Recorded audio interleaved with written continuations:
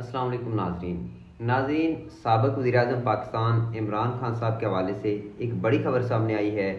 उनके जो चाहने वाले हैं उनके लिए एक बड़ी खबर है कि काफ़ी लोग ये कह रहे थे कि इमरान खान साहब की जो रिहाई है वो जल्द होने वाली है। तो आपको बताता चलूँ कि इनकी मुश्किलात जो है इनमें और ज़्यादा इजाफा होता जा रहा है। उनके ऊपर एक और जो केस है उनमें उनको मरकज़ी मुजरम जो है वो करार दिया गया है, जो एक ममनुआ फंडिंग केस था।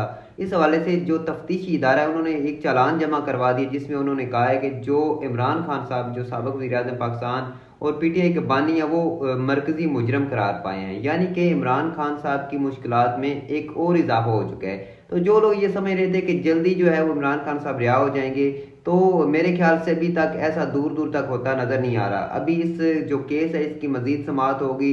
अब ये समाअत के लिए मुकर्रर होगा, उसके बाद इसके ऊपर कार्रवाई होगी। यानी कि ये भी काफ़ी लंबा प्रोसेस स्टार्ट हो चुका है। ऑलरेडी इनके ऊपर जो है वो काफ़ी ज़्यादा केसेस बने हुए हैं जिनकी अभी समाअत चल रही है। तो जो जिस तरीके से अभी जो मामलात मेरे ख्याल में चल रहे हैं, इस इन चीज़ों को देखते हुए दूर दूर तक जो है वो इमरान खान साहब की रिहाई होती नज़र नहीं आ रही। तो काफ़ी लोग पूरी उम्मीद थे कि जो उनके बेटों ने आवाज़ें उठाई हैं या फिर जो वज़ीर आला खैबर पख्तूनख्वा आवाज़ उठा रहे हैं उसके बाद उनकी रिहाई हो सकती है। लेकिन अभी कुछ कहा नहीं जा सकता, क्योंकि पाकिस्तान की सियासत बड़ी अजीब रही है। एक तरफ से ये नज़र आता है कि ये पार्टी बिल्कुल ख़त्म हो गई है, तो साथ ही कुछ अरसे बाद वो पार्टी बिल्कुल खत्म सामने आ जाती है, ख़त्म नहीं होती, फ्रंट पे लीड करती है।